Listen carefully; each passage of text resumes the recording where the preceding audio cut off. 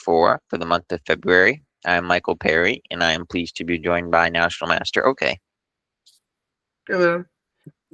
We quick wanted to mention the prize winners and section winners for the Minnesota Open that happened this last weekend. And we had in the premier section, Sam Rugg, or I think, was it 3 in a row or 4 in a row time state champion? I think it's 3. I think it's 3. Okay. Well, he won the top section again this year with a 5.5, and second place was Charles Ha with 5 points, and then a whole slew of players on 4 points in third place. But Sam Rugg and Charles and some of these other players that you see in the cross table will head to the closed at the castle in about a month's time, and they will play for, I guess, the official champion of the state for 2026. And then the amateur section, I want to quick shout out each section, give these players their due shout out. We had, I might say his name incorrectly, but Riley Pune. He was 6 out of 6, so huge congrats to him. That's good as I can get, obviously.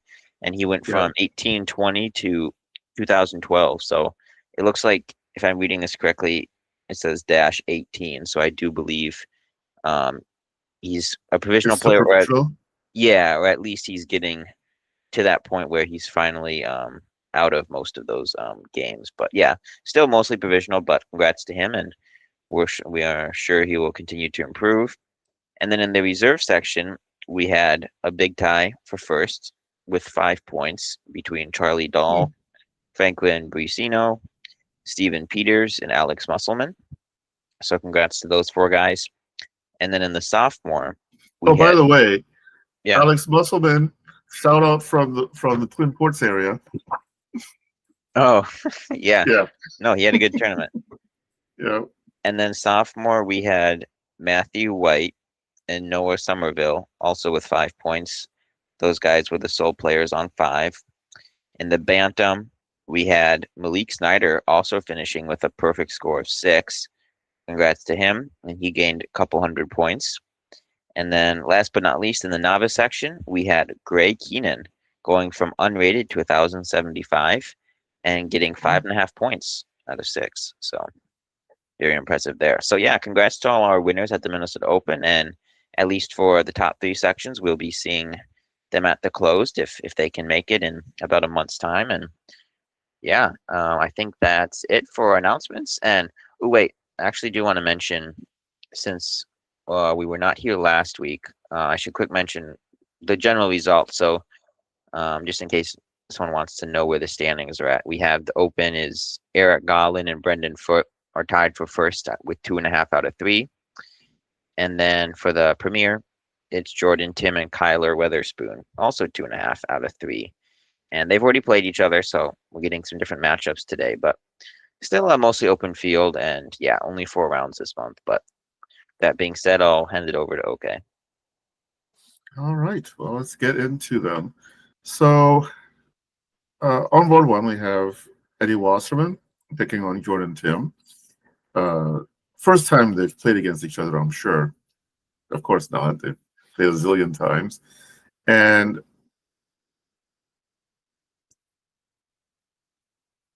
I am not familiar with the theory here.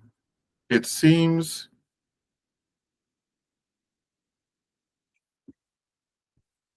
rather strange, this, but it seems like it's also fairly well known. Eddie's usually well prepared in the opening. And to me, this is a flex by Eddie of his opening knowledge. This is quite a nice little opening skirmish. Yes. Actually, I'm almost tempted. I won't resist the temptation. I'm going to check to see if this has been played and by whom. So this is Cochrane Shumov defense in the Scotch game, and already see heavy hitters like Alexander Grischuk, Vladimir Kovalev, Raul Mamedov against Anand. So yeah, this is high level stuff here. At the moment, White's king is exposed. Sorry, Black's king is exposed, and White has given up. It looks like it's weird, but he's only given up one pawn so far. It seems like, unless I'm miscounting. And so it would seem to me that White has decent compensation, and now they're material even. So it would seem that White has chances to be better, I guess. Actually, again, let me go back to the database. So the first new move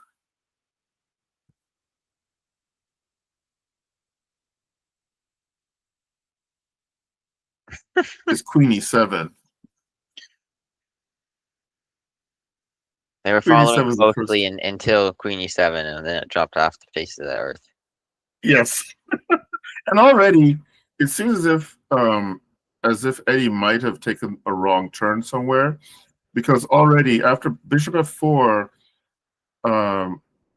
isn't performing well, CD4 immediately seems to be CD4 and Bishop G5 seem to be performing better than this Bishop F4. I think both games played here were lost for White, but that's easy enough to think and consider. And it makes sense though, Bishop G5 and takes D4 as being the main moves, because it's a very obviously sharp position. You're down a pawn for some compensation, but you do need to be quick and precise. So Bishop F4, it does make Yes. sense that it's probably a tad too slow. And what also makes sense is that it's pretty clear that Eddie's not out of book, because he and Jordan, obviously Jordan, but and Eddie too blitzed out the first 11 moves, but then Eddie spent 20 minutes on this Bishop F4. So Oh, yeah, I didn't notice that. Here, yeah. So Eddie ran out of book at this point. So that said,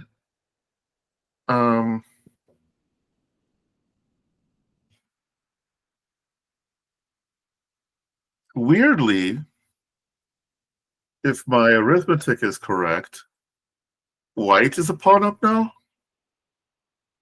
this is, okay. It's too early in the evening to be this confused. I think. So I guess checkmate in two if you take. yeah, that seems like a convincing variation. So Eddie responds with F4 to give his king some space. And now it's a battle. White's king is a bit open. I think I would take White though. Who is your gut instinct on which side is preferable? I'm going with White here. Yeah. I think Black has a lot to prove. I don't know that I play G3 here to chase the queen to a better square. Right where the queen is, it's not really doing that much. I don't know whether we go with D7 here as a possible idea. I like it. And then follow up with Queen C7 and force the black pieces to tend to anything else but White's king, right? And it seems as if he's not fast enough with his attack. I mean, I suppose White has to consider these sort of ideas at some point, but at the moment, I don't think they're working for him.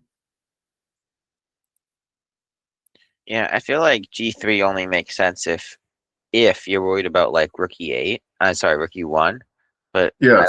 I don't think you are. So yeah, I don't quite understand G3. And the other problem with G3 is it creates another white square weakness around the king. And then, of course, it also allows the queen to be positioned to help defend C7. But then we also need to remember that Eddie's getting lower on time, which is not a good position to be in against Tim. And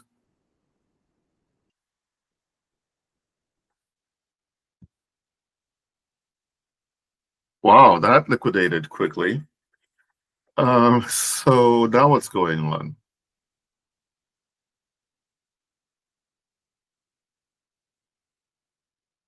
So all of a sudden, Black might have decent chances here based on his bishop and rook being able to harass the white king. But that said, Black has to be concerned about one of those A pawns moving down the board.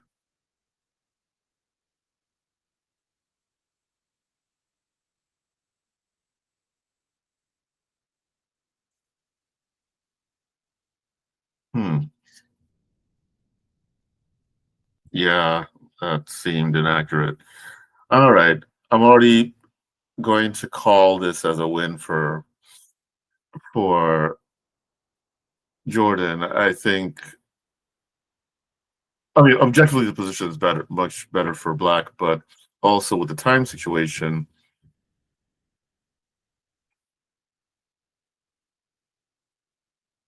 Like, this is one of my favorite kinds of moves to play in these sort of situations. Bishop d5, trying to dominate the enemy knight, and all of a sudden, the knight isn't going to be part of the action for a while Black can start moving his pawns forward. So it'll be interesting to watch Jordan's technique here. All right, so Eddie's hoping maybe he can get 96 in, but I don't know that 96 is well. Actually, 96 might work. We'll see. It's going to be tough, if at all possible, for Eddie to hold this, but stranger things have happened. All right, let's go to Kyler playing Black against Matthew Krusak. Kyler's been having a strong winter season so far. They get into a Queen's Indian, but then this Bishop G5 is a bit unorthodox. The most common systems here being G3 with the idea of countering Black's fianchetto, and E3, where White is looking at a more classical setup, often, not always, but often going for something like this and castling kingside. But Bishop G5, it's a bit different. Okay, as a Queen's Indian, well, sorry, as a D4 player, do you ever see anyone employ this opening against you? Because when I used to play D4, I never really encountered this. You mean Black setup? Yeah. Yeah. Quite often. I mean, I usually avoid the mainline Queen's Indian because I'm often playing Torre, which is kind of a shortcut to avoid dealing with Queen's Indian and Nimzo. But yeah, when I do play C4, this is pretty common. So either B6. So the I'm not necessarily in frequency, but the common moves here are Bishop B4, going into the Bogo, B6, going to Queen's Indian, which is supposed to have an even more solid reputation. And then a lot of folks will play d5 here too, with the idea being that by going through this move order, well, not the idea, but one of the ideas being that by going through this move order, but now that they're going into the Queen's Indian, sorry, the Queen's Gambit, Black has convinced White to put his knight on f3. Some players of the Black pieces don't want to deal with the Queen's Gambit declined exchange variation, where White can bring the knight to e2. Mm-hmm. And so by using the Nimzo Queen's Indian move order, now a lot of players will play d5 and the knight's already on f3, and those positions in the exchange variation have the reputation of not being as dangerous as knight ge2 based systems. Mm-hmm. But okay, yes. So I have dealt with this sort of thing, and I've been back and forth on whether to. I've played g3. I've played e3. I've not. I think maybe when I was way younger, I might have played bishop g5 because I knew no theory and it seemed like a reasonable move. So it's not as if it's a bad thing, but it might not mesh as well. I think there's also bishop f4. Maybe Grandmaster Jigjihashvili might have played bishop f4 type systems here before.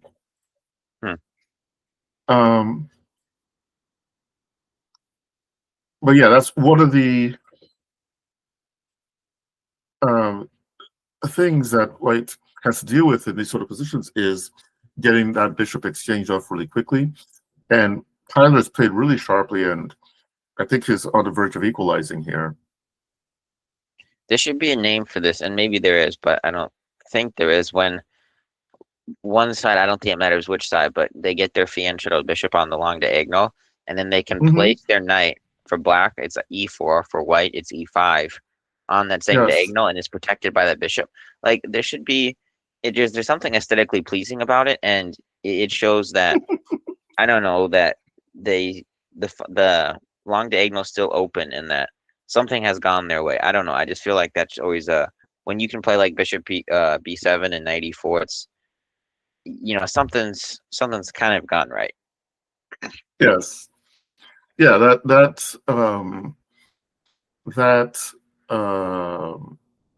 maneuver, I don't know if it has a name. It pops up in a lot of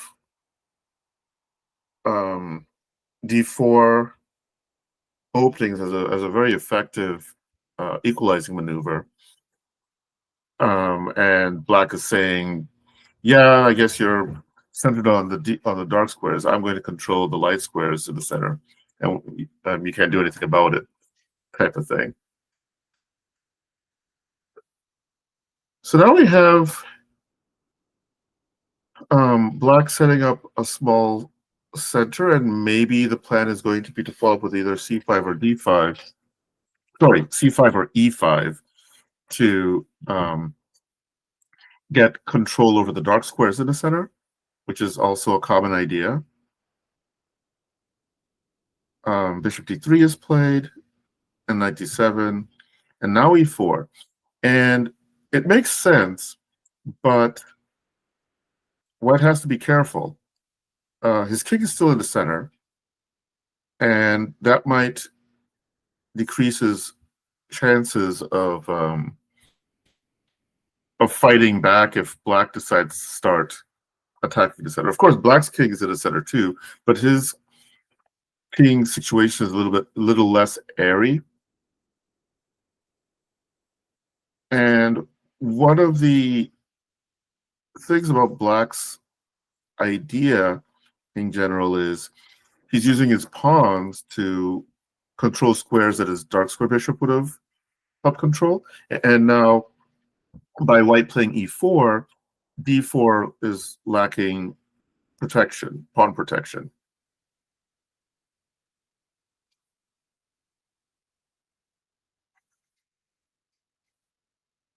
And so both players go about developing their pieces. White's set up in the center.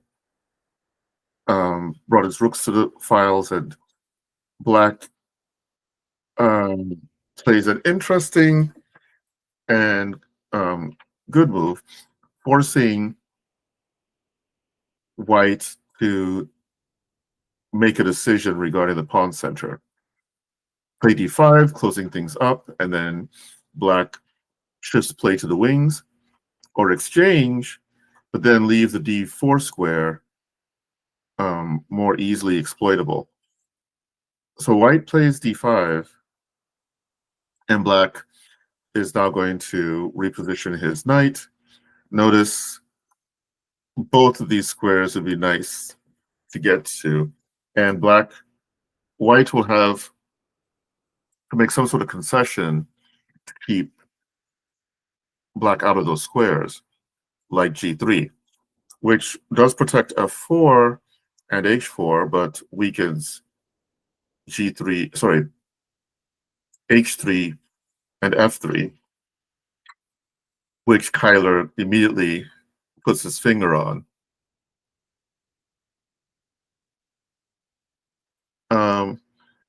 And this is an interesting decision from Kyler.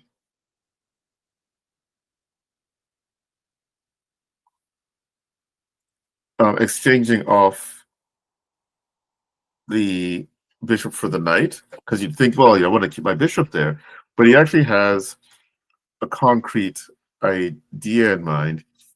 He's simplifying into a good knight versus nasty bishop. And that informs his queen g5, because if they exchange off queens, then black will have less resistance on the dark squares, and the deficiency of the bishop shows up a bit more. Unfortunately for Matthew, he immediately blunders while trying to avoid exchange of queens. And I think as soon as he plays it, he sees what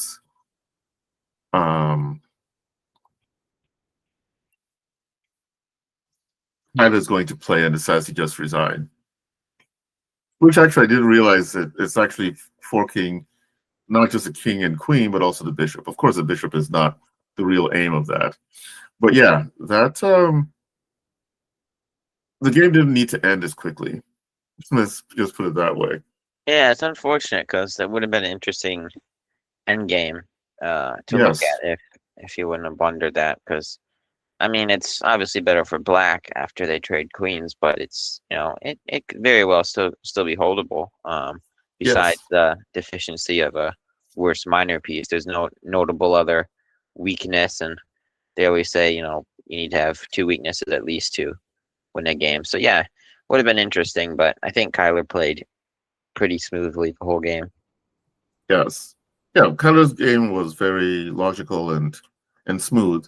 And yeah, I don't see it would have been nice to have seen maybe Matthew either exchange of queens or maybe move away, but not e2. It's not clear how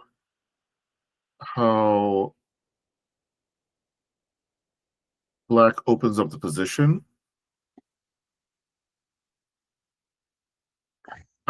without releasing the bishop. So he'll have to find a pawn break of sorts, maybe. And I don't know if f4 would be the thing. I mean, f5 would be the thing, or h5, h4. It's not really clear. Like an option I'm looking at, and maybe this is being too fancy, but like playing queen c1 and then like king h1 and maybe play f4 ourselves, trying to open up the bishop. Yes, that would be a potential plan. Yeah, I think this game should still be on by now, if not for the blunder there. Why is this? Okay, there. And leave from here. Okay. So yeah, queen c1 probably would have been better. Queen f3 is also doable. Sorry, e3. I don't know. I'm not sure exactly why I'm mixing up all my squares. Queen e3 is actually bad, right? Because of just queen takes queen, and those double pawns might be the second weakness that black is looking for. So yeah, queen c1, and the game goes on. Let's see. Is there anything here?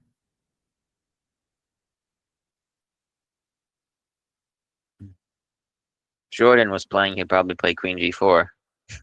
Try to force a Oh draw. yeah, Or does that? No, yeah, that works. that works as a Or force a draw. maybe f3 and bishop e2 though. Ah, So maybe not. No, Jordan wouldn't do that. Never mind. yeah. And besides, Jordan's not hurrying to force a draw No, unless I losing. was trying to So, grasp something there. so, all right, let's see what's going on between Jacob Pikus and Nate Hoover.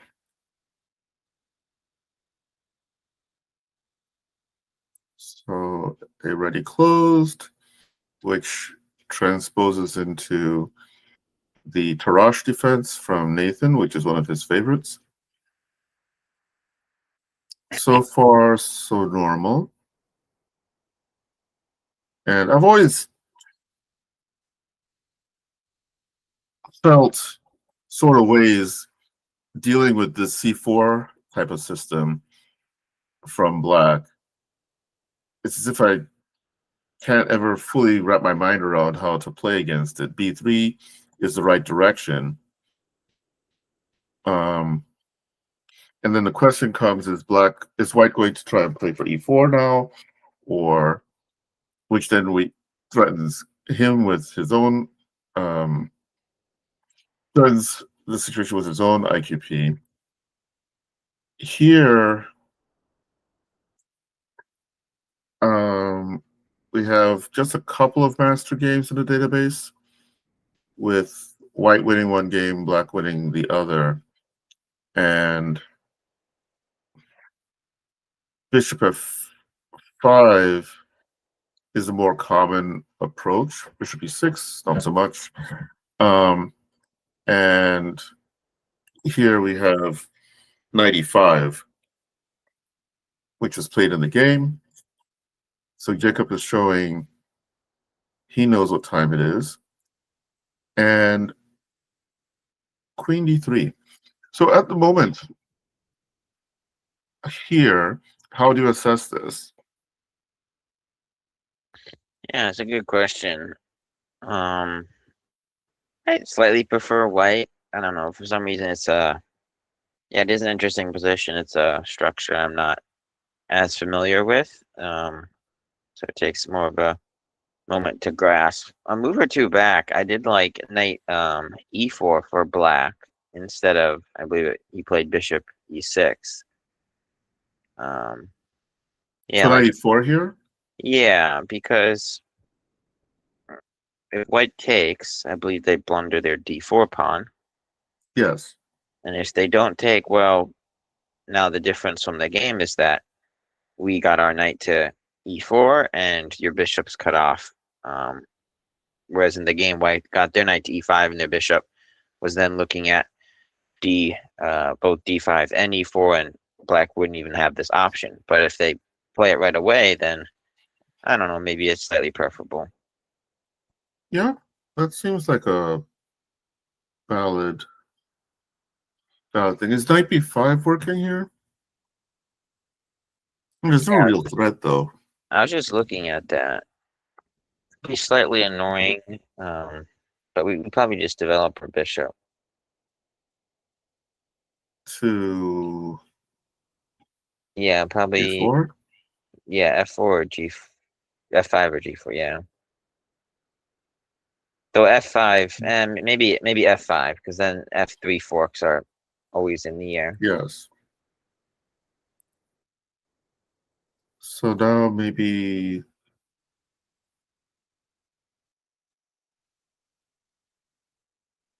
The downside of knight e4 for black is that if white does want to play e4 at some point, and if he does, and if it's good, then Yes. it helps them with f3 gain of tempo. But Yes. So yeah, how does white strengthen their position, if at all possible?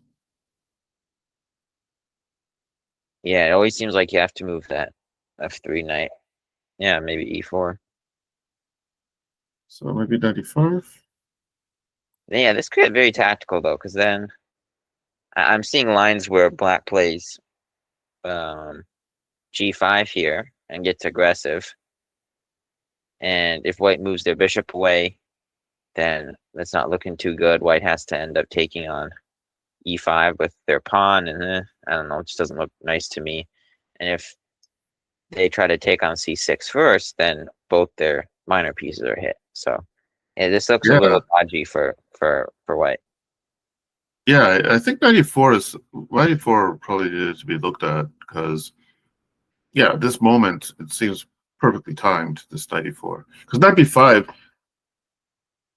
seems like you're getting a like a 2-move initiative, and then after that the knight is looking silly. So, but this was played instead, and so white is trying.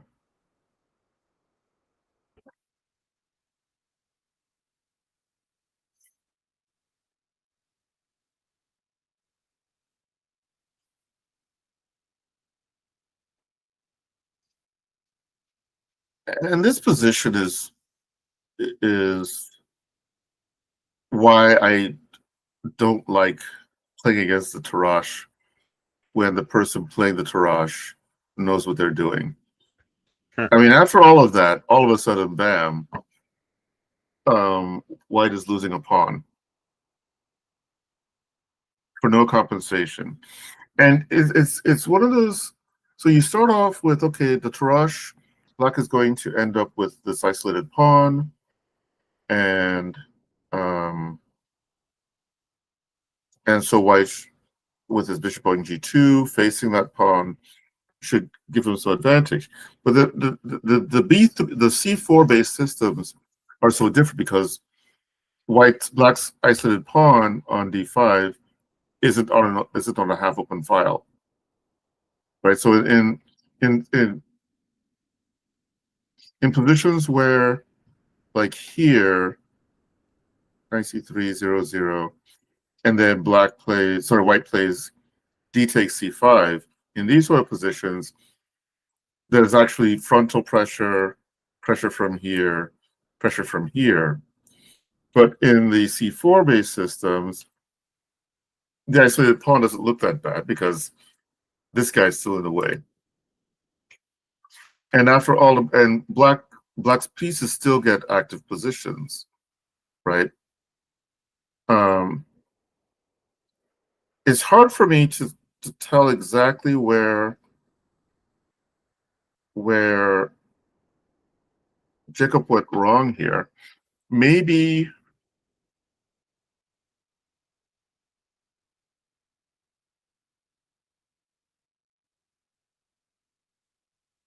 he should have gone back to D1, sorry, instead of D2.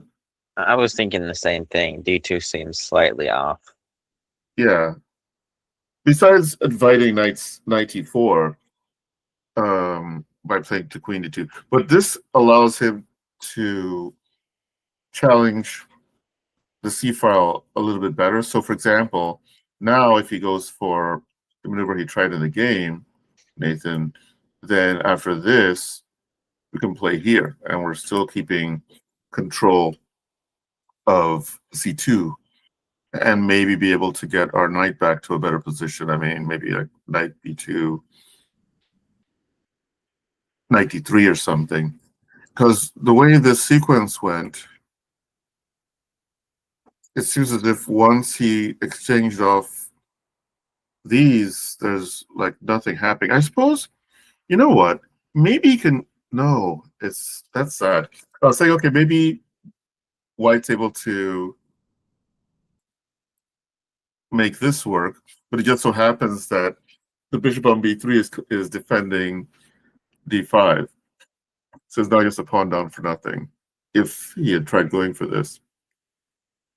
So yeah, I'm trying to, even before we get here, is there...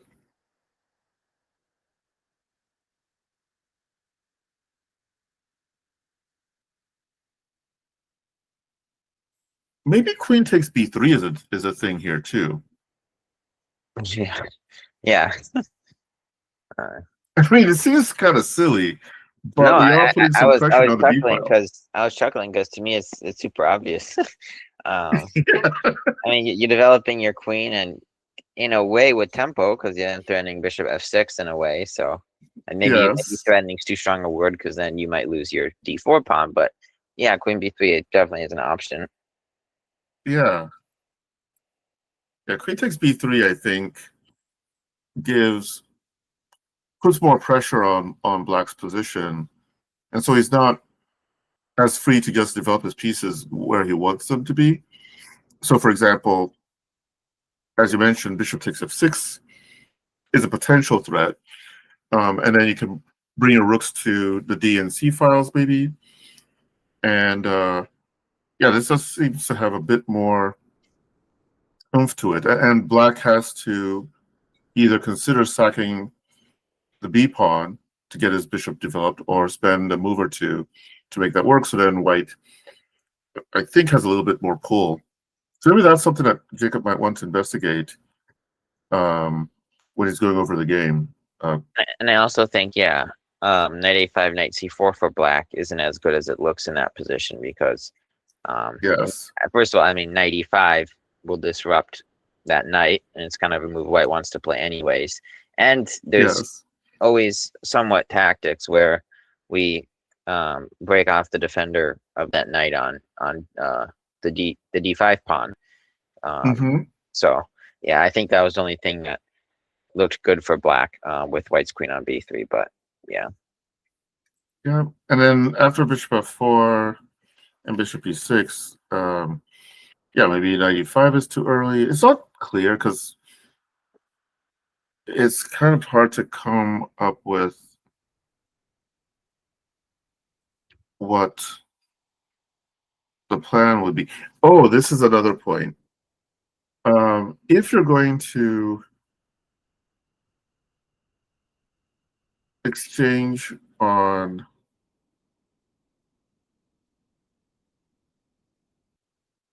c6, let's see if we can do it in a way that doesn't keep us behind in tempo. So maybe we defend the knight or move the knight away, maybe knight b5 or knight a4, before playing knight c6, because now with this tempo, that kind of allows black to build up on the c file immediately. So let's see what happened though. Let's see what the technique was, because that could also be instructive. So a5, and Nate understands that time is important, and I think is also, he doesn't mind losing the d pawn. Say, for example, if bishop takes here is played, because worst case scenario, he's going to recapture this guy. So, And I think his point was if bishop takes f6, I think he was going to play a3. oh, right away. Oh, I suppose that's even, yeah, that's even plausible. It might not be better, but believe it or not, it might not be better, but I think it still works. Yes, it does work. Let's look at that for the viewers. So here, and it just so happens the knight is dominated, so it can't come back. And the bishop has no clean way to get back in time to b2 to prevent this. So this is working. The pawn promotes, and that'll be that. But instead, Jacob captures the pawn with the bishop, so they can get at least a pawn for his troubles. But Nate then is not going to be denied in this kind of position. So yeah, so I think the pawn structure with queen b3 might be a more positive one than capturing a b3. That's one thing that seems to stick out. But yeah, studying those positions, actually that's supposed to be part of my homework, is getting back and trying to get a better idea of these c4 tarashes before I let them show up on my board. All right, let's see what's going on between Richard Billmeyer and Robert Donahue. Oh, by the way, let me step back because it seems as if we have a result on board one. So when we left, White was struggling, had gone 2 pawns down. Oh yeah, and we get here another case of the bishop trying to dominate the knight. So this is where we left off, and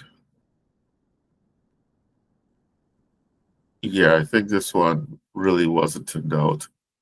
Now the knight is still kept away, which is, I think, an important thing for folks to note, how domination can be used as a major tool in converting a position. So now that knight is not a factor in the battle going on the king's side to promote those pawns.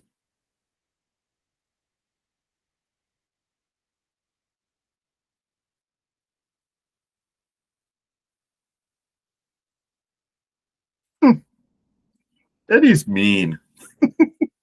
No, I mean, Jordan's mean, I should say. He's now threatening to play bishop b7, supporting the promoting square here, and there's nothing that Eddie can really do.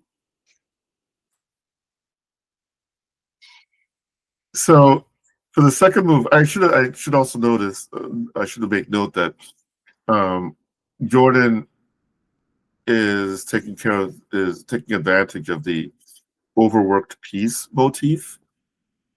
The rook can't capture the bishop on c8 and keep the pawn for promoting. And then for a second time, he takes advantage of that motif. The rook can't capture the rook and also prevent the pawn from promoting. And then finally,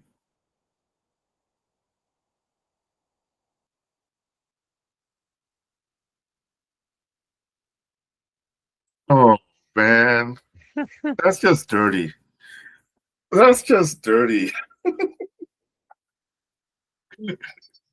Oh gosh. So the idea, I think, is king takes and then bishop check. King goes wherever, bishop takes, and he still can't prevent the pawn from promoting. And so he'll have queen versus knight or whatever.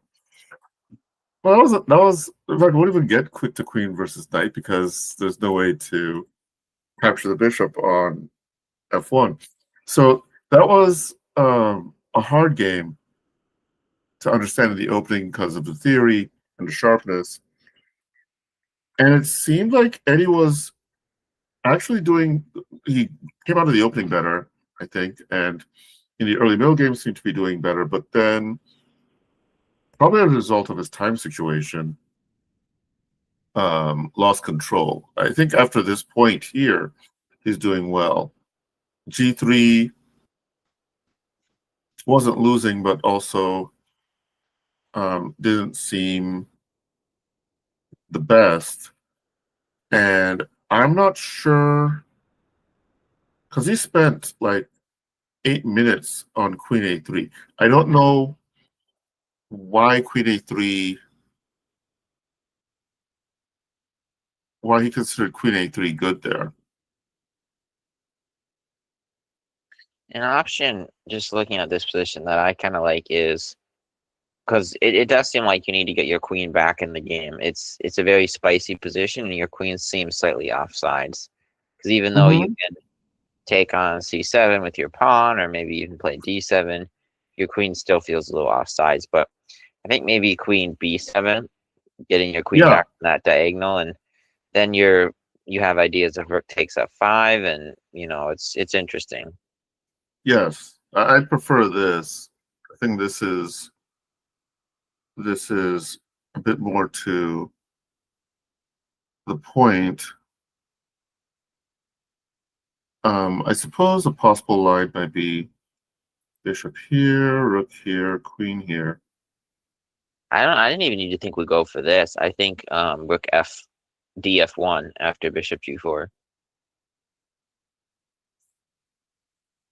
Yeah. And I think this could get very scary for black. And then take on c8.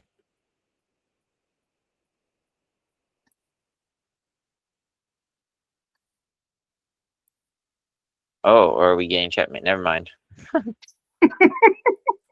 So maybe that is bad because we don't want to have to go down an exchange. I got too excited. But it was almost there. It was almost there. But yeah, it just so happens that checkmate trumps material. Let's see. Maybe rook here. Because white is And threatening something too. We're threatening, I mean, yeah, that e6 pawn can't be forgotten about. So if we can nullify black's play, then Eddie could win this. yeah. I think Eddie is. I think in this position, all results are possible, and rook g4 is a threat. And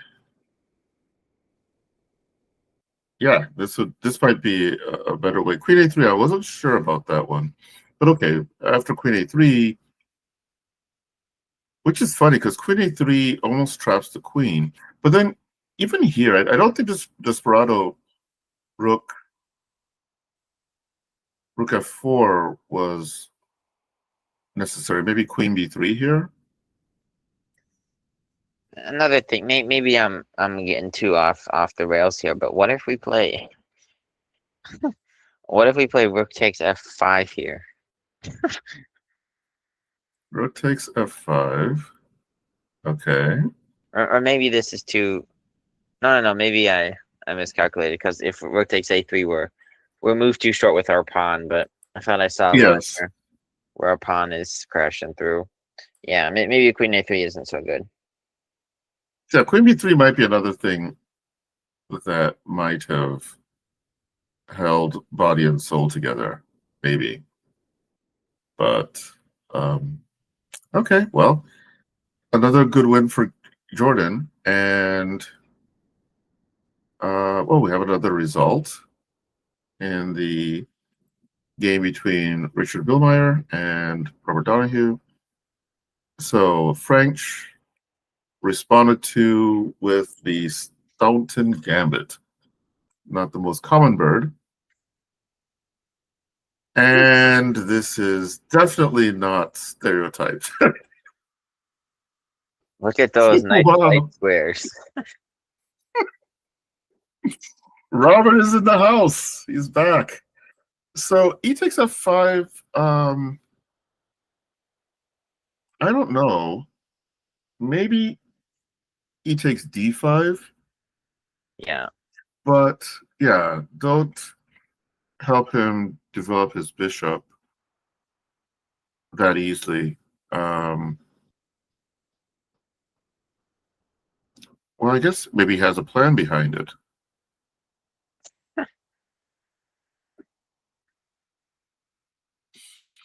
I just don't understand chess anymore. What is going on here? So, if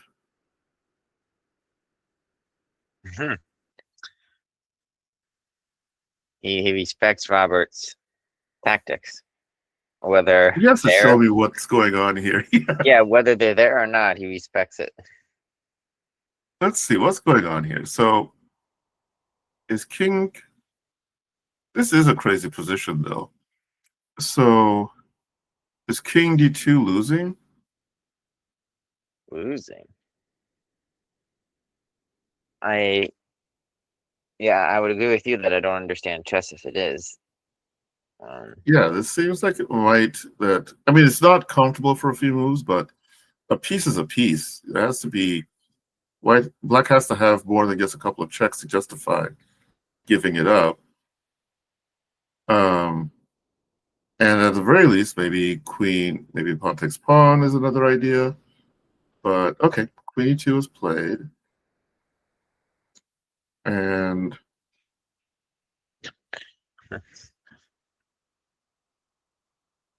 so he takes the piece, but in a way that, okay.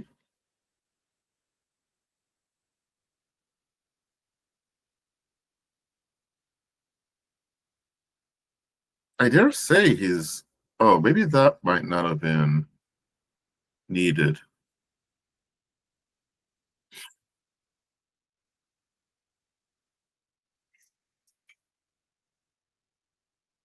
Well, he can't take advantage of it yet. Queen there.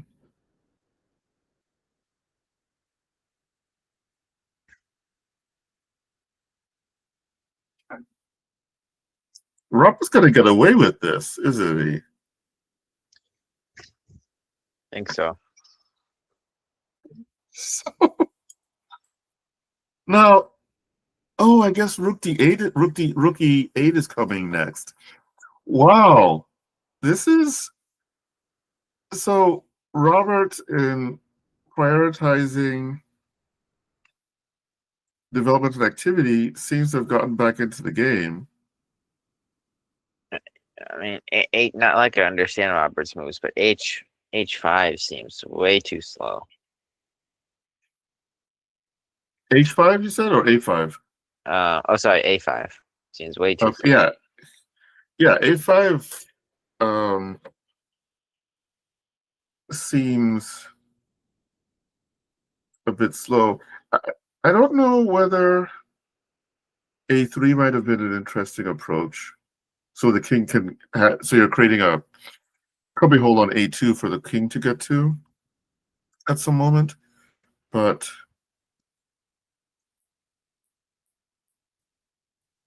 and now it's a bit mistimed.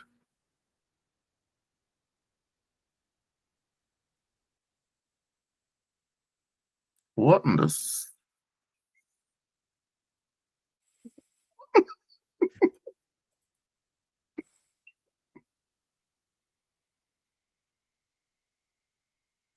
And of note, Richard has 9 minutes. Robert has an hour. Oh, that's a factor. Okay, all right, that's a factor. Because yeah, if Richard doesn't have enough time to think out his moves, then this makes sense. Yeah, all of a sudden, black is better by a lot, and he definitely. It's not even a case of saying he has compensation because black is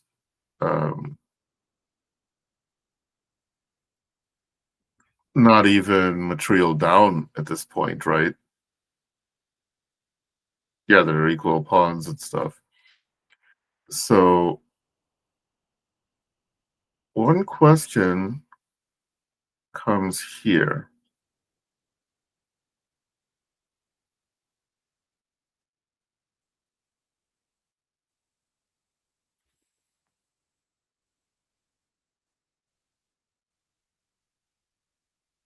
So, oh, is it 4? Oh, nice. Didn't see that one. However, Okay. he's still going to be. Oh yeah, okay, yeah. I'm like, how does it drop? No, this makes sense. Yeah, he's still exchange down, but he's keeping his pieces as active as possible.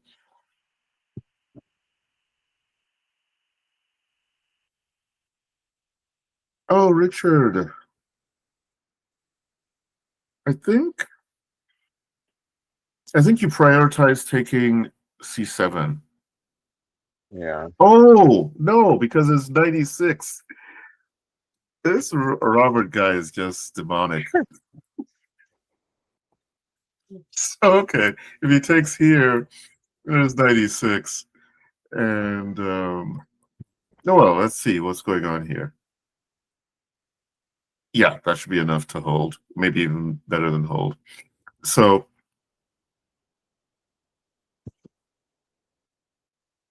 Richard plays to grab the H pawn.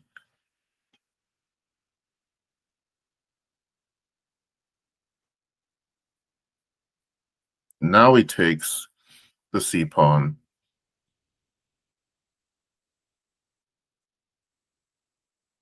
And now all of a sudden, I shouldn't say all of a sudden, but it turns out I like White's position a lot better. Mm-hmm.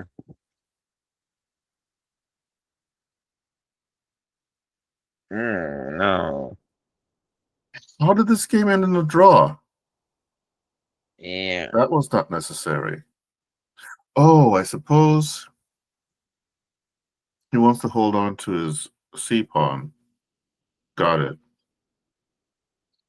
This is annoying, yeah. But now, wait. Now we can take. Now he can take. And then C5.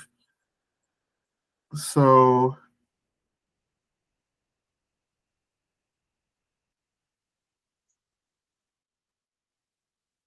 okay. How did Robert escape this? Hmm.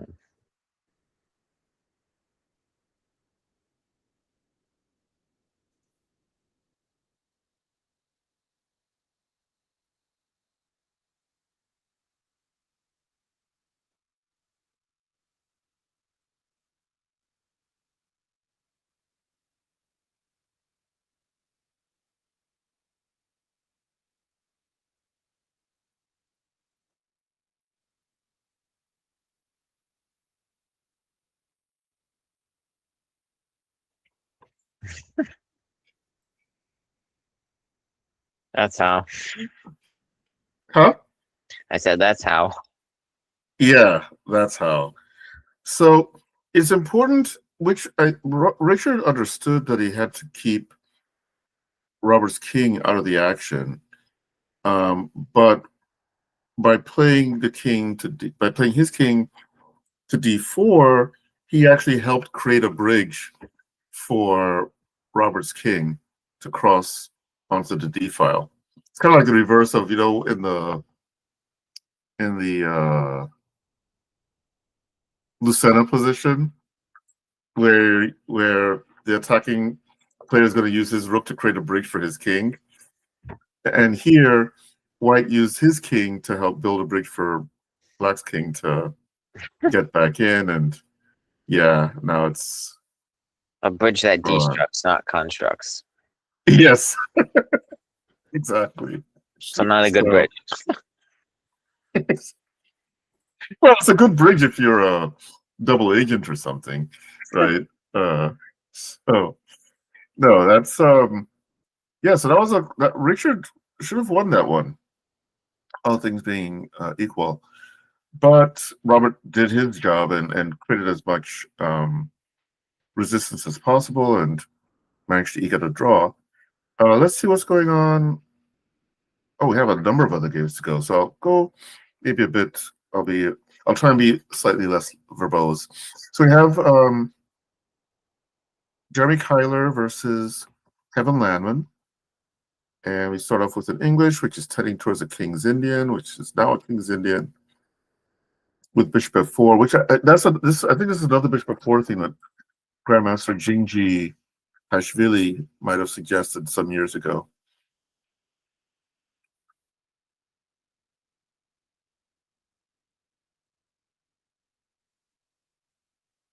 Interesting. Not sure that that's necessary or good.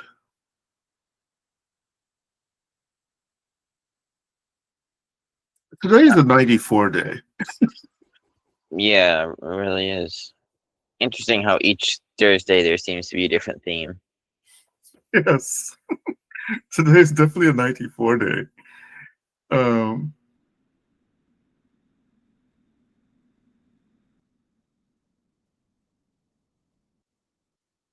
So black is doing very well here. His pieces are well placed. The only problem is, I guess, the queen, the D, the C8 bishop still needs to find a home, and does so with bishop g4,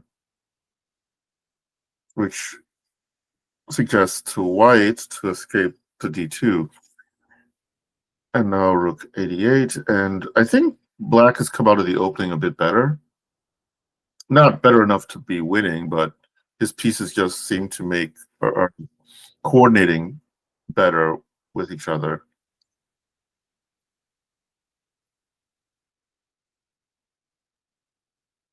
And now his rook has managed to get into enemy territory.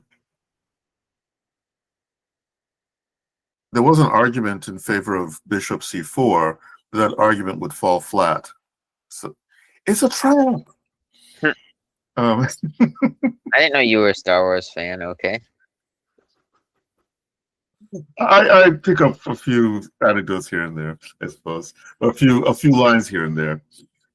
It's actually I haven't watched the whole series. That's one of my to-dos, but I've been told that I should start with the older three before. I should do them in storyline chronological order, but do them in actual chronological order. That the first three were a lot better. Being that I guess you're a Star Wars fan, you might concur, maybe?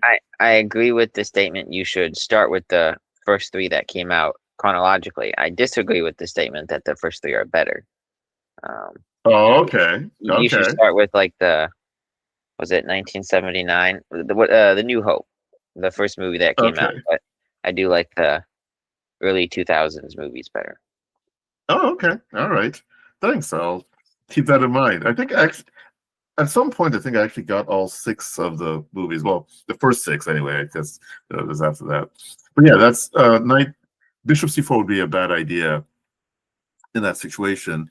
And so now he escapes with his bishop, which means that b2 is attacked. And now he has both c4 and b2 under attack, but then b3 covers. So, okay, at the moment, black is still a little bit better because his rook is more active. And now he has more influence on the d file, but white can try to vie for the control of that file with rook d1, which he does. And very important, we come to this every week, do not exchange if you don't have to. Keep the pressure up, and that's what Kevin shows here.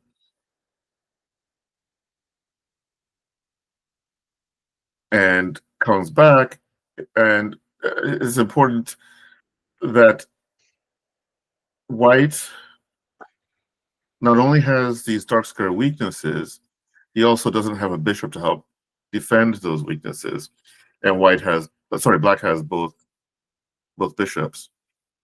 So now I think it's an interesting. I mean, what makes me think of it is that the fact that the really only difference in this position is obviously that black has the bishop pair for white's bishop and knight. But maybe I don't know how you think. Okay, but at least in my over the board games, when I try to decide whether or not maybe to take a bishop for a knight or vice versa, or just looking at my current position in an endgame or a position that's skewing towards an endgame, I think, okay, if I have a knight, like say I'm in Jeremy's shoes here, the knight is worse because, there's pawns on both sides of the board, but there's still so many pawns on the board that, it could become closed in some scenario, and then my knight will become better. So I feel like there's that fine line where if, let's say, there was 5 pawns each and they're on different sides of the board, obviously the bishop's going to be better, and it's pretty much always going to be better.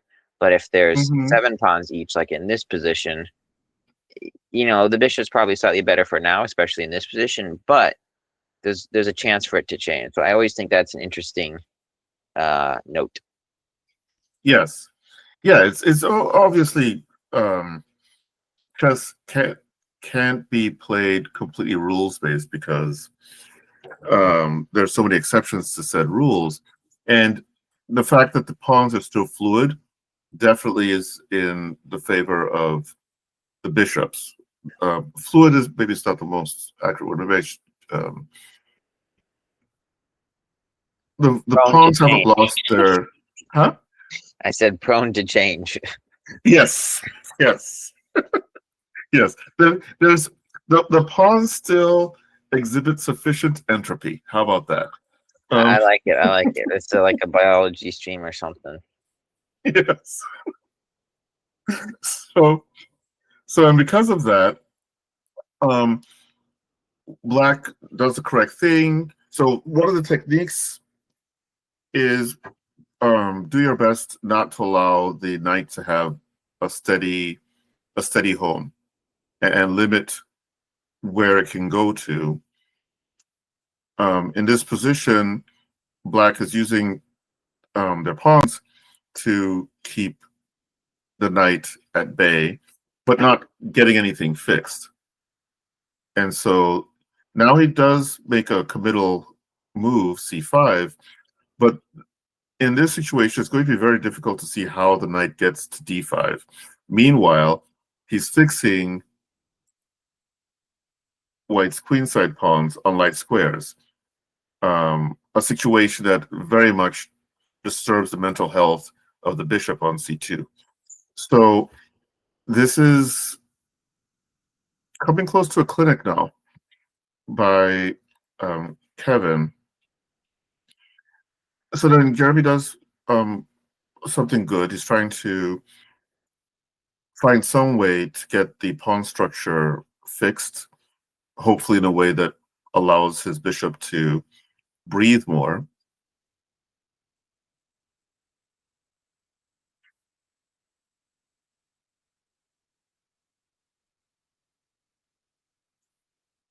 And being that there's nothing concrete, Kevin goes ahead and just continues to improve the position of his pieces.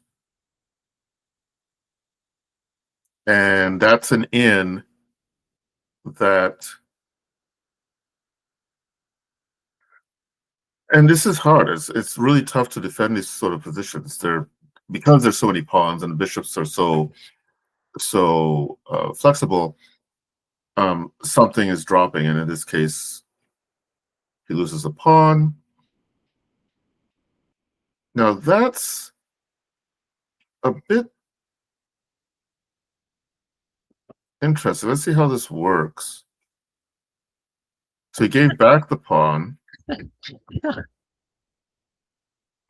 What's going on here? So he gave back the pawn. Ah, that's what happened. Yeah, okay, but it has to be a knight f2. Yeah, knight f2 is not great. So, and this might be also where we have to beware of allowing principles to guide us too much. So it's possible he thought, well, my knight's worse than his bishop. He probably doesn't want to exchange off that. But it's more important to think of what's left on the board. And after this exchange is allowed, now it's basically a lost king and pawn ending because Black's king is so much better than White's king here.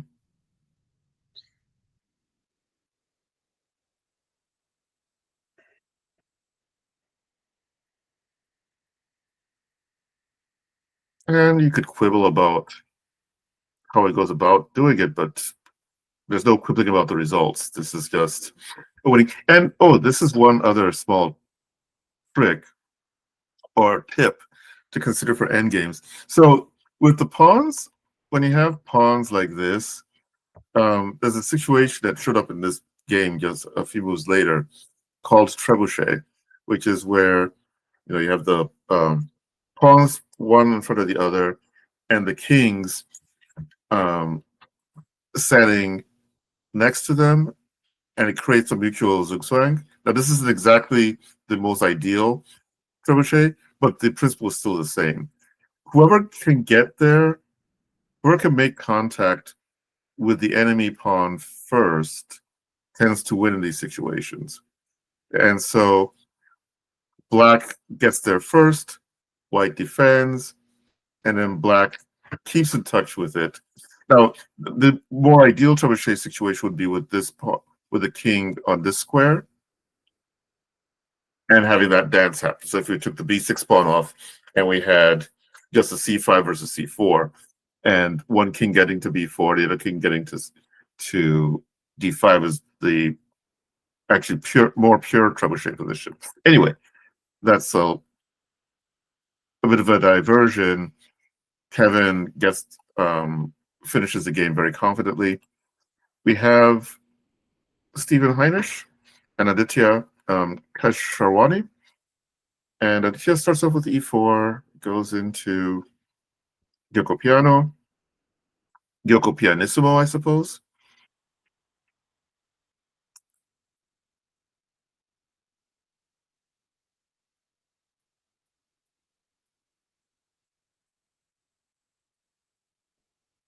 Okay, so now we have an interesting middle game position. We have bishops of opposite colors, which in the end game might be drawish, but in the middle game tends to favor whoever can draw up an attack. And then we have the knights, which seem equivalent in, well, maybe the white knight might have a bit more life to it if the game opens up on the king side. So black moves his knight over to the center and maybe looking at getting g6, bishop g7, f5 in at some point. And yeah, now it seems like Steven's doing a little bit better. Black walked into this.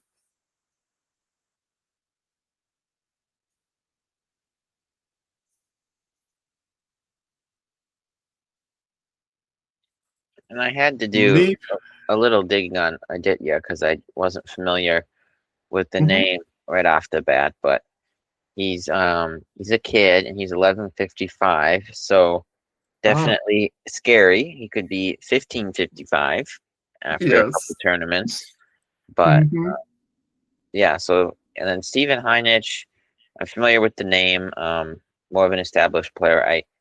Does he have like a 1600 floor, if I'm not mistaken? So they're two brothers, Stephen and Michael. I think Stephen might be the older brother. And they're both seniors, chess-wise. And I think Stephen might have a 1600 floor, but I think I've played Michael a couple times.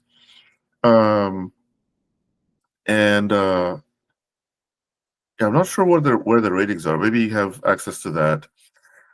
I was thinking here that e4 made more sense. I like Instead it. of Yeah. e4, force that knight to decide what it's doing with itself, and also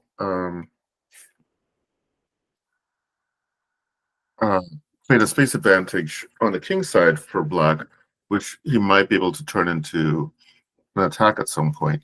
But maybe his idea was to isolate the d4 pawn and gang up on it with maybe the knight coming to attack it and the queen coming to attack it. So, not to say that his approach is wrong.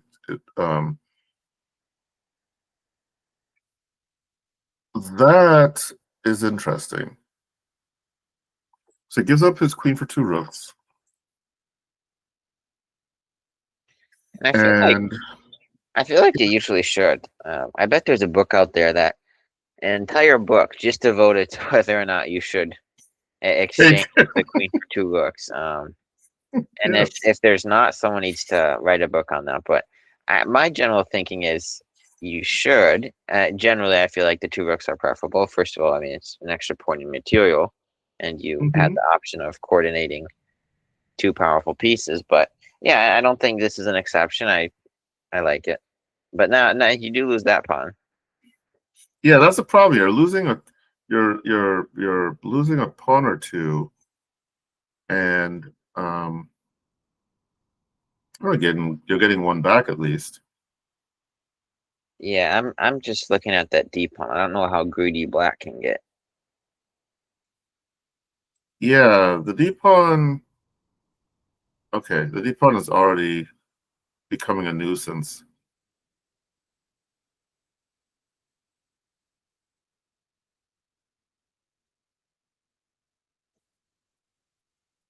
Is rook takes f2 working? It might be working, but maybe it's not worth the risk. Yeah, He he's wants to worried about support queen bishop e6. e5. Yeah, if rook f2, queen e6 is probably too risky. But the problem is that by playing rook e2, he drops his rook to queen d3 with the fork. Wait a sec. Did I just say queen e6 wonders a queen? Yeah. Maybe rook f2. Yeah, rook f2. But maybe the rook doesn't have a safe square, actually, now that I'm looking at it. Because king comes up, king comes here, and it's not clear how the rook gets out alive. Yeah, you were right in being concerned about that d pawn, because the d pawn eventually completely destroyed the coordination of black's pieces, which allowed the queen to then start picking things off. So let's get to Scott Gilbertson versus Maxwell Smigel, I think. I think it's Smeagol. Smeagol, okay. Like from the Lord of the Rings and the Hobbit. Oh, okay. Yeah. All right. So, Mr. Smeagol seems to be a fan of the Tarrasch. Played towards it. Now we have a position that's been seen before. Knight a3 is an interesting approach. I like it, yeah. Um,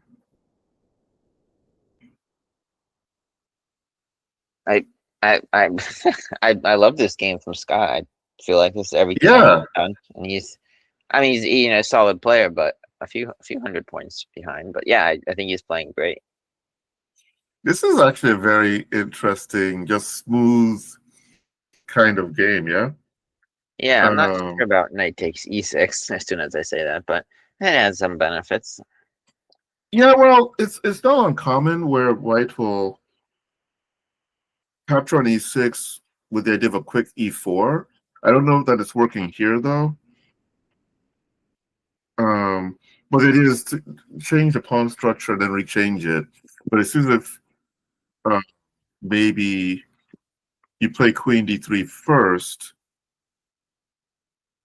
leaving some flexibility, allowing black to make a mistake. But okay, queen d3, rook there.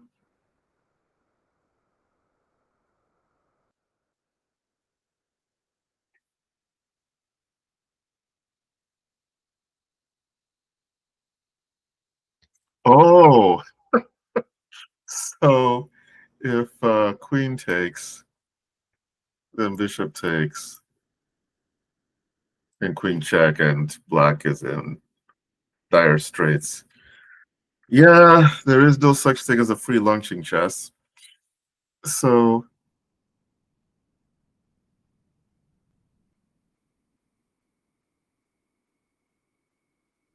okay. So all of a sudden, black is being pushed back a bit.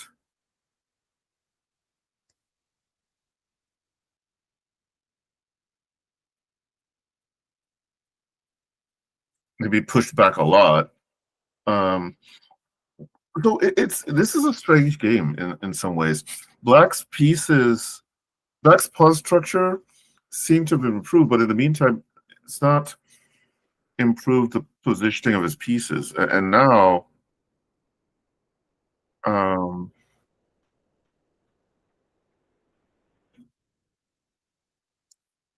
I think the thing that's wrong is Black's pieces just seem too passively placed, giving White a freer hand. And then B6, we can C6, and now things are not good.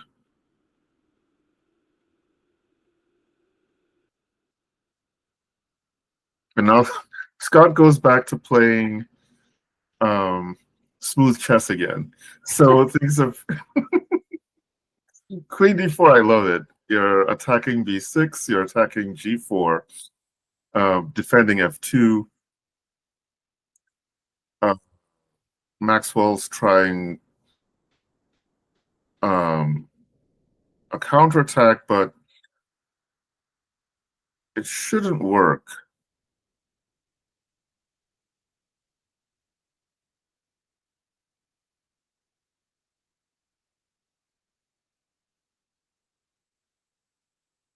Wow.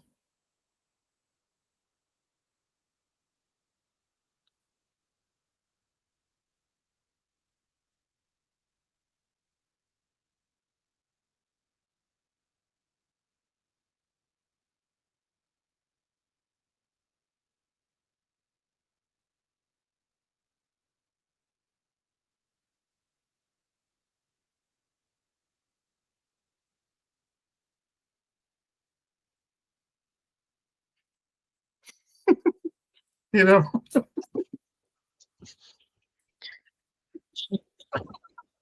I think they're just having fun now. I feel like, not to be rude, but they might be learning some bad habits from the older players. Yes. Yes. Oh man. All right, let's see what's going on. So we have Jules versus Daryl. And Jules starts off with her normal D4 knight C3.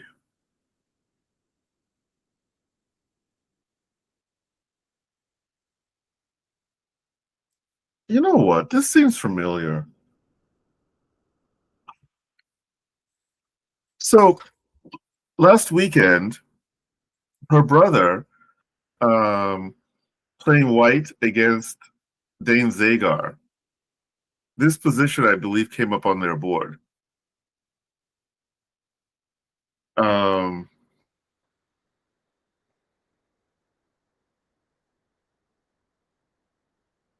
Now in Yes. Your memory is bringing back my memory. I was on the adjacent board. Yes, this looks.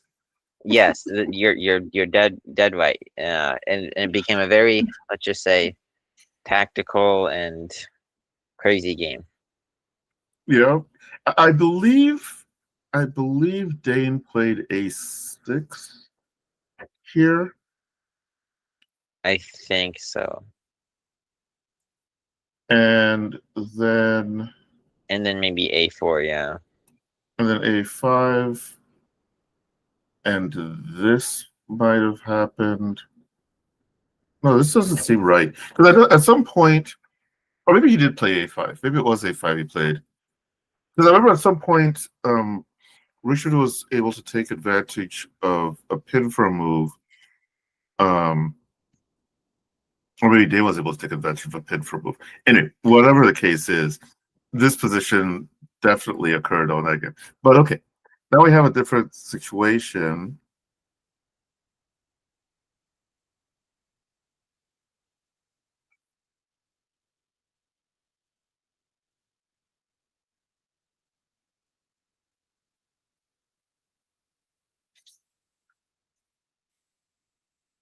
I'm curious, is Bishop A5 working? I think so. Don't know why not. Yeah, looks like it's working. But okay.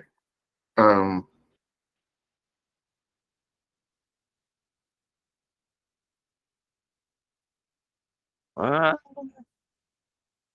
Wait, that was a pawn. No, oh, that was that a piece there? That was a piece. Okay, I'm really losing it. I thought that was a pawn there. I'm like, Yeah, it's an eh, extra piece. Yeah. So yeah. So we have this at a knight g5, which actually isn't really a strong threat because the pawn on h7's already defended well, and so um, and on the other hand, the bishop on f4 is attacked, and you're going to end up with a bad pawn structure. I think maybe Jules can consider, even if you're going to leave this guy here, maybe playing bishop takes, which might not seem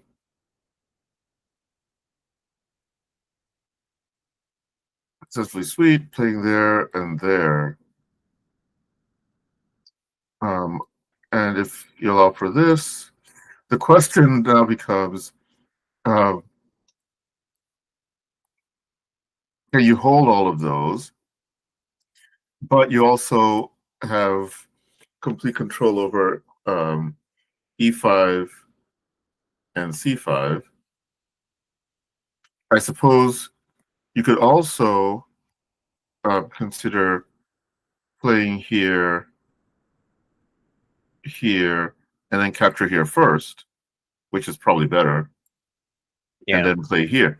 And now you don't even have a bad pawn structure, and you're maturely even. I think white is doing okay here.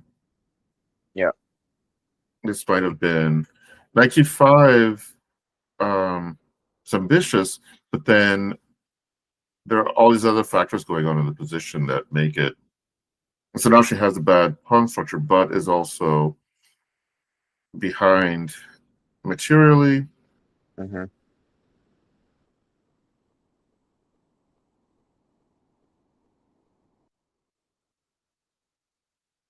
And for Daryl, I think h6 would have been better. There's Mm-hmm. no reason to allow g6 and a hook in the white position, because if they get h4, h5, that could get scary for black. No, it still needs to be strongly considered. You have to calculate this. It's not working, but it's important that you calculate that that's not working. It's very Um, close if it's not. yeah, I think it's barely not working actually. I could be wrong because I'm looking at a 94 bailout at some moment. Actually, it is working.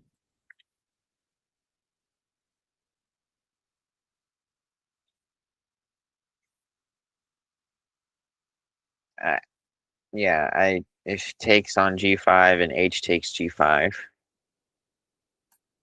and knight goes somewhere.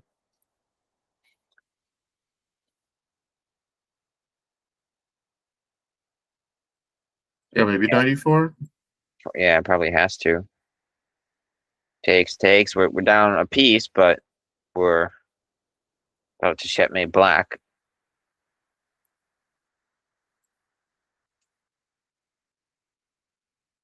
But yeah, maybe f5 and no, but this can't hold. We're gonna play either that or yeah, that's smooth enough. Or even en passant and queen h7, queen h8, and rook Oh h. yeah, oh yeah. Well, sounds even better still. So yeah, this would not be. So maybe h6 isn't ready yet. H6 in this Um, position, but yeah, definitely earlier h6 should have been played. yeah, yeah. So maybe here and here, maybe consider h6. Although white could probably still consider. She could still consider h4 after h6 here. Yeah, but black can just sit. And black could probably sit for a minute. I think c5 now for black, and black is Yeah, comfortable. yeah. Oops, what did I do? Um, so yeah, let's get forward. So we have here and then there, and And okay, this is how her position fully fell apart because she can't defend h4 and f4. So she goes back to g5 to give the h4 pawn some cover, but then knight takes f4 happens. And trying to keep her bishop, she has to give up her g-pawn. And that's a good tactic. So Daryl's taking advantage of the removal of the guards tactic. Now, this guy has lost his mooring. Hey, an h6 sighting. He finally got around to it. So here,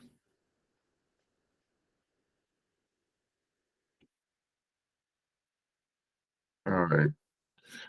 So yeah, so at this point, Daryl's showing good technique.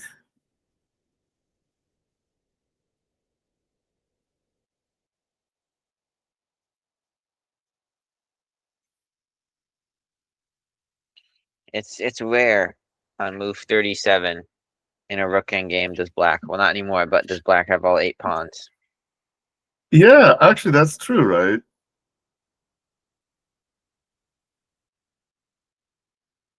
Now, am I correct in that C pawn used to be the A pawn? Yes. Doesn't look possible, Oh, but wow, that's a bit of an oddity, yeah. it more than did its job.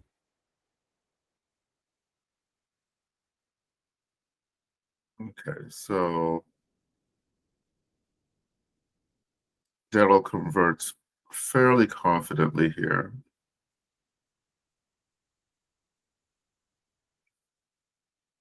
Or not. So, I mean, he has so many pawns that it's hard to go wrong, but it seems if I don't know if time was becoming an issue.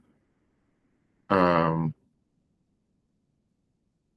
he's bled a couple of his pawns away. Again, his advantage is so large that it should really be. It shouldn't affect the final result, but it seems if he got a little bit careless at the end Yeah. there. All right, I think we're almost done. Maybe we've covered.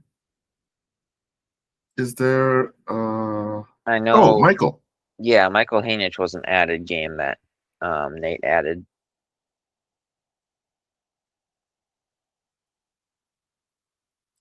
This is somebody else's game. It doesn't look like it. No. Oh If no, this is actually this is actually the original game. Okay, so let's see that. So we have Vinay Karthik playing against Michael Heinisch, and so it's transposed into, I think it's the Benko opening, the early G3 Bishop G2, which often transposes into Areti or English or whatnot. And Michael is taking the bull by the horns. You're not taking the center. I'll put my pawns in the center, and we'll see how that works out.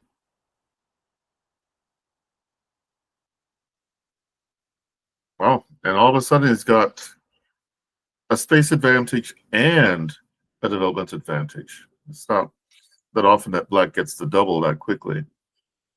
And that's one of the difficulties with these flank openings is if you don't, you have to play them. I mean, they look passive, reserved, but white really needs to be on their toes to prevent themselves from getting into a position like this where they don't have they're already fighting as black by move 9.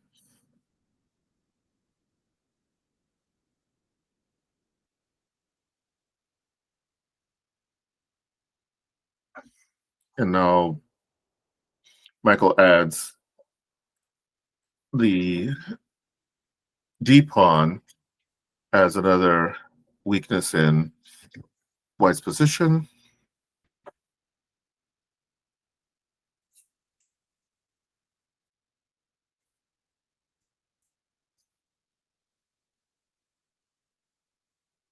Yeah, that rook's a little awkward.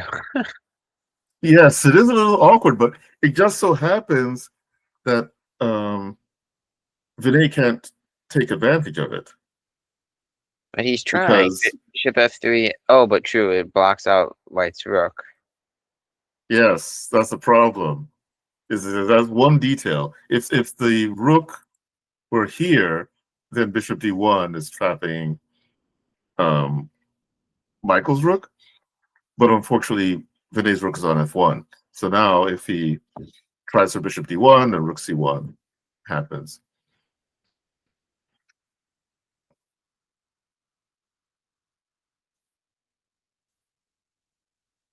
Oh, if he goes knight here,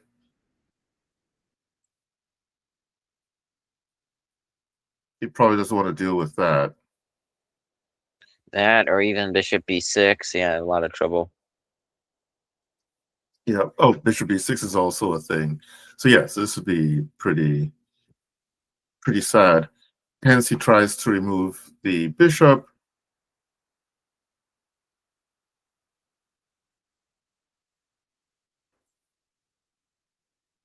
Probably transposes whether you Yeah, take probably transposes. Yeah, you're right. And I like Michael's decision here. So he could have taken the pawn on c4. And after taking the pawn on c4, the material situation would be the same as happens in the game. But the difference is this pawn structure is stronger than what Michael actually allowed him to have, which is this pawn structure. And now White's pawns are separated and become easier to target and win.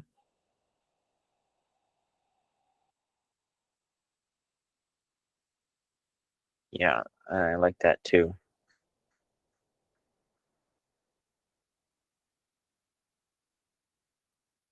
So 93 might have been an idea, but Michael goes to work. So he's targeting the A pawn, and okay, an important move for Vinay. He's defending his rook, but with the king. But the A pawn goes, and now it's hard to see how White saves the position if it's at all possible.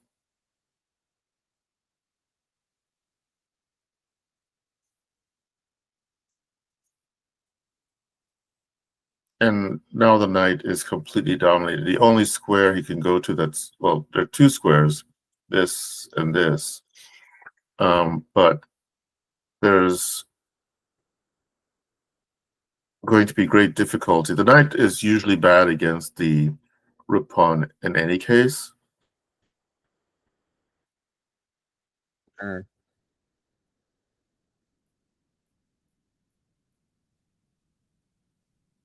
And Michael gets the job done. Oh, that's a nice touch. um, so yeah, I suppose the key here, where things, first of all, maybe and I don't know the exact theory here, but after this, d3 immediately may not have been highest priority. Maybe consider knight f3. You control that, or turn it into a queen pawn ending, a queen pawn opening with d4. Although that would seem like a flattish Catalan type situation. I think knight f3. After d3, you can do that, but you need to then attack black center as quickly as possible without improving his development. And I think queen a4 might have been the wrong direction. Yeah, because when you A4 fianchetto that bishop on g2, you're obviously, because it can be forgotten because it's such a common idea, but you are losing a tempo. So if you're not going to play Yes. in the center and you're fianchettoing your bishop, like you pointed out, you could find yourself, even with white, down on time and down in space. Yeah. Which is what happened here. And I thought it was impressive how Michael built his position after this. It's as if white did try a few things, but black it always felt like black was his pieces were just happier in life than ace. So yeah, this was smooth, as Maurice Ashley would like, I suppose. And yeah. Well, let me see. I think we're done with all the games. Any other announcements we haven't gotten to? Not really. I would shout out, obviously there's a tournament at the castle this weekend. Back from the break from last weekend for the Minnesota Open. We have an action extravaganza. It's 6 rounds of game 25 plus 10. So a double Monday quad, as I like to call it. And TD for that one is Jacob Pikus. So attend that one and get in a bunch of quick chess if you like that sort of thing. And then for the standings, we continue to have Kyler and Jordan leading the premier section. Well, I guess it's the last Yes, the last round. the last So they round. won. So they won. They tied with 3.5 out of 4, so more than a respectable score. And then for the Open, it's always a bit difficult because we don't get all of the games, even the top games. So it did look like Eric had a bye. He wasn't playing this last round, and we didn't get to see Brendan. So honestly, have no clue who won the Open, but congrats to whoever did. Yes. Nice. And then last but not least, all the stuff in the YouTube description. Check out the Discord. Participate in chess discussion there if you like that sort of thing. And then this stream is sponsored by Chess Goals. That's headed up by local national master Matt Jensen. You'll occasionally see him around in certain tournaments, especially if you head down to Rochester. But we thank him and Chess Goals for sponsoring that opening course there. And then also check out Webeccentric.com and the Tuesday 60 plus Thursday tournament. And then Webeccentric is empowering small businesses and startups through tailored digital solutions. Webeccentric specializes in custom web development, cloud solutions, and digital strategy for small businesses. They have over 25 years experience, and they bring enterprise-level expertise to businesses of all sizes. You can reach them at webeccentric.com and then shop with them at their merch store at shop.webeccentric.com. I do know that there was some merch that was brought to the Minnesota Open, so that was quite cool to see, and hopefully we will have more and more players walking around with their Team Scandy shirts and the like. So especially as we get towards spring and summer, I know it's definitely a nice day out today, so you could think about wearing short sleeves. Quite right. Cool. All right. Well, let's sign off. See you guys next week. I guess I'll be the first Thursday for March. And hopefully have another set of interesting games to go to look at. We'll see you all then. Okay.